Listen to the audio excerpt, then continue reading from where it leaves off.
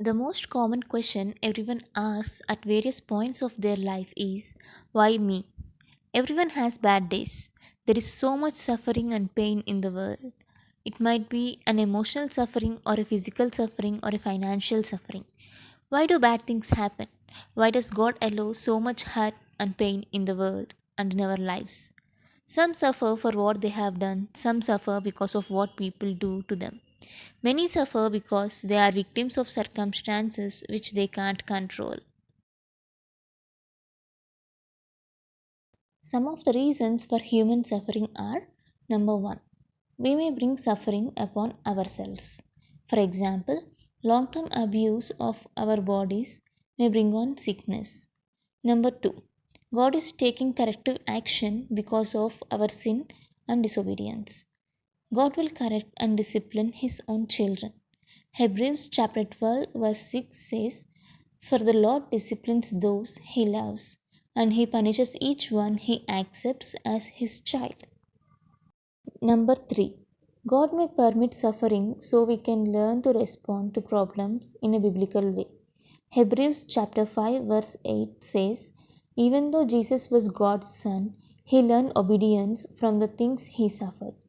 We should not merely seek relief from suffering. We should learn to please God by being responsive and obedient to Him and His word. Number 4. God permits suffering for our well being. Romans chapter 8, verse 28 says, "And we know that God causes everything to work together for the good of those who love God and are called according to His purpose for them." Only through pain some of the deeper lessons of life can be learned. We must trust God to work out His own will and purpose in us, and pray that God's highest good will come as a result of our suffering. Number 5. God permits suffering to speak through our life and testimony to comfort others.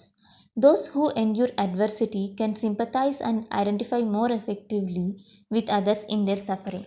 2 Corinthians chapter 1 verses 3 and 4 say, "All praise to God, the Father of our Lord Jesus Christ." God is our merciful Father and the source of all comfort.